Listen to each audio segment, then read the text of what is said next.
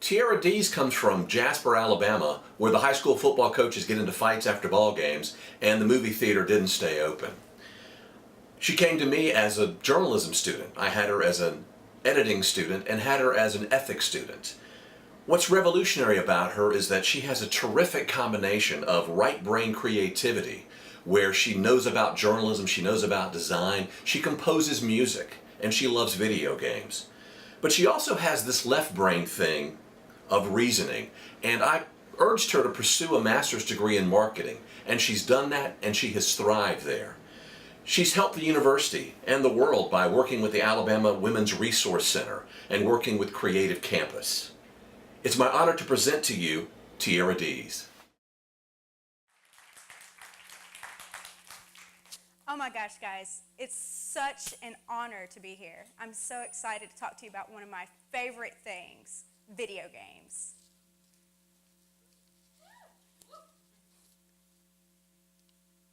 When I was 2 years old, I picked up a controller and fumbled my way through the original Legend of Zelda. I was not that good at it, I promise. Since then, I have been obsessed with video games. Whenever I talk about video games to people, they look at me and say, "You play games? I don't know any girls who play video games." Well, more people than ever are playing video games today. As technology penetrates our society, more and more people get their hands on smartphones, tablets, PCs, and they're playing games. In fact, I bet about 80% of you guys are playing Candy Crush on your phones right now. It's okay. So, I want to talk to you a little bit about gaming and communities. What makes a good community? The video game industry is very large. So large I can't really describe it. So today I'm going to talk to you a little bit about some initiatives I was a part of, as well as some things that can be done to improve the video game industry. This is a story of a video game community. It started around 5 years ago. My friend Adrian Morris, who was a Crimson White's game columnist at the time, came to me and a group of my friends and said, "Let's start a club." And I was like, okay, I've never done this before. So,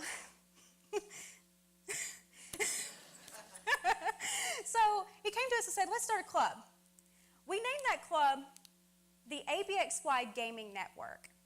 It doesn't stand for anything, so thanks for asking. But what it does, if you ever looked at an Xbox controller or a Nintendo controller, that's where the button names are. So why was ABXY created? As I mentioned before, my friend came to me and said, "Let's start a club," and he came to a group of my other friends. And ABXY, there's several reasons why ABXY was created. The first reason was there was a lack of quality gaming organizations on campus.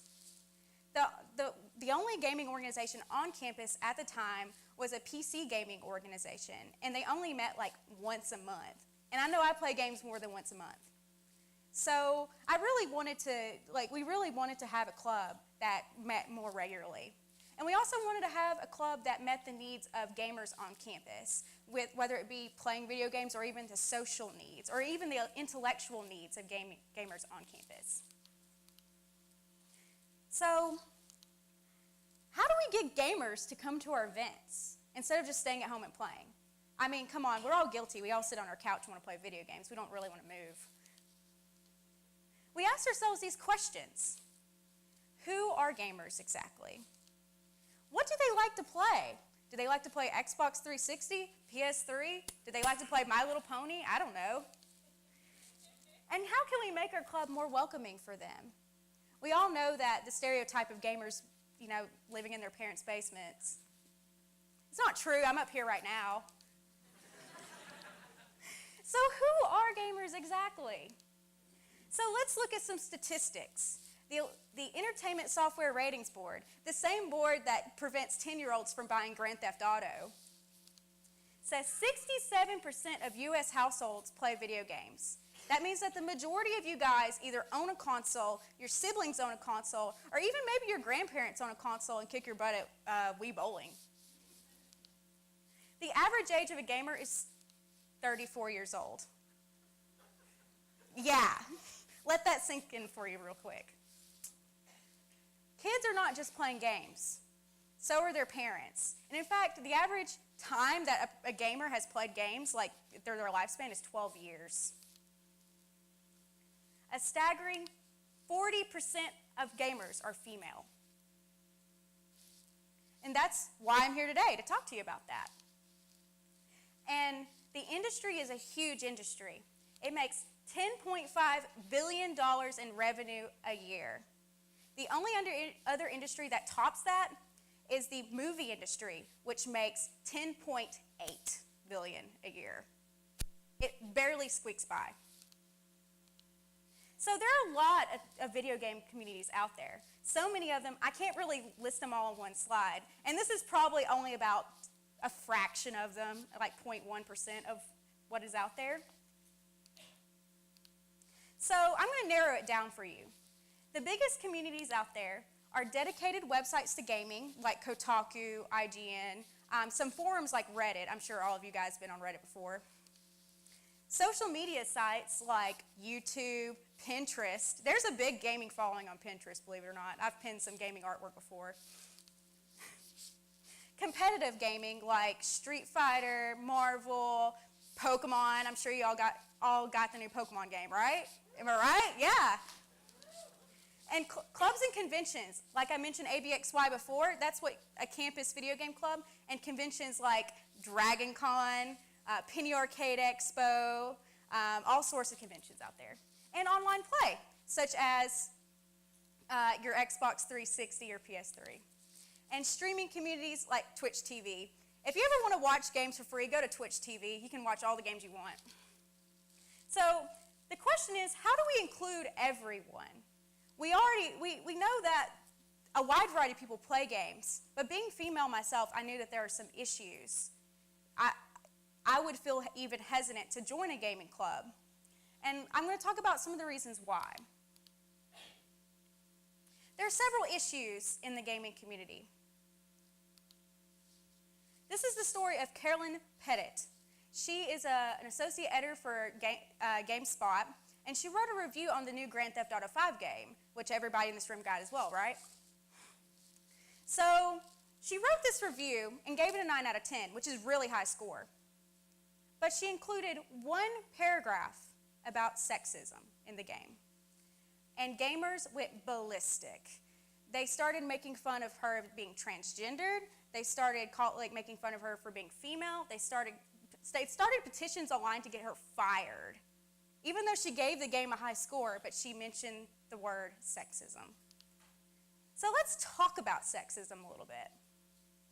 Sexism happens often in the gaming industry, so often that I see it about every day. If I go online, I see it. So why does it happen? Well, women are still undervalued as gamers. So other gamers see them as weak or bad at games. Another issue that happens is discrimination. Harassment online happens often. You've all heard stories about bullying online and the effects of that, but it happens often in the gaming community as well. LGBTQ and minorities especially face this, and there are a lot of negative language about it. So if you've ever played on Xbox Live, played Call of Duty, you know what I'm talking about, right? Fanboyism is another big issue. There's a story about when the PlayStation 3 launched, an Xbox 360 fan waited in line, bought a PS3 at $600, and smashed it in front of all the PS3 fans. Because he hated PS3 that much, he spent $600 to buy a console. To show other people he hated it. So why does this stuff happen? Why does this stuff happen in gaming? Firstly, minority groups are underrepresented groups are silenced by intimidation or threats. The reason is core gamers feel threatened by us. They feel threatened because they feel like we're going to change the games that they like to play. But in fact, we just want better representation. They say, don't play the game if you don't like it. Well, I like the game too. I just think I need to be wearing more armor. I mean, it's a little daft, don't you think? So are the games to blame? I think the answer is a cyclical answer. The industry creates games that appeal to certain markets, right? So they create games, marketers go to the game devs and say, we think these types of people like to play your games. Most of the time they say white male men. And that's not necessarily the case if you saw the statistics earlier, right? So the games industry creates these games. It goes out to the general public, and the general public believes, oh, these are the types of people who play video games because these are the types of people who are in games. And it's not necessarily the truth. In order to make change, the industry must be a huge part of this change. We must call for the industry to start creating content that is more inclusive of others. For example, the Latino population makes up 12% of gamers. 12% of Latinos play video games, right? Only 2% of Latinos are ever represented in video games. And for African Americans, it's a little better. The representation's a little better, but the only roles that they're cast in are usually the role of a criminal or a sports athlete. There are ways we can create better communities, especially online and especially through gaming. The first thing we can do is avoid stereotyping. Come on, let's face it. Every one of you guys has your own interest, and it might be a little unique or weird, but that's okay. Another thing we can do, especially in online communities, is avoid bad leadership. I've seen bad leadership happen in gaming communities, and it destroyed that community from the inside out. Just reasons like the leadership put themselves on a pedestal and think that nothing could happen to them, or didn't want people to approach them with problems, and that's not really the solution. And the last thing we can avoid is being silent. If you see issues, if you see someone being made fun of because they're a woman and they like to play games, or because they're gay and they like to play games, or they like other things that you like, stand up. Say, I think that's wrong. You should leave them alone. It's okay for them to do that. We need to create open dialogue. We need to have an open discussion about these issues. I was frankly afraid to come up here tonight and talk to you guys because people like me speaking out against this kind of issues can have really bad repercussions. It's happened to other women gamers, and they face threats of violence, rape, or even death threats.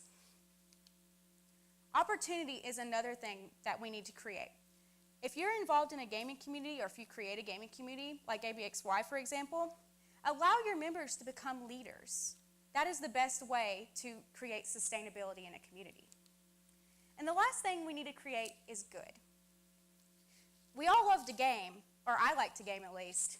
So by creating good, like raising $400,000 for cancer research in one marathon, or raising over $5 million for video games for kids in hospitals so they can have something to play while they're in the hospital, or even supporting difference and diversity, we can create a change, even if it means in the gaming industry or in the equestrian horse riding industry. No matter what interests you, just remember, awesome communities start with you. Thank you.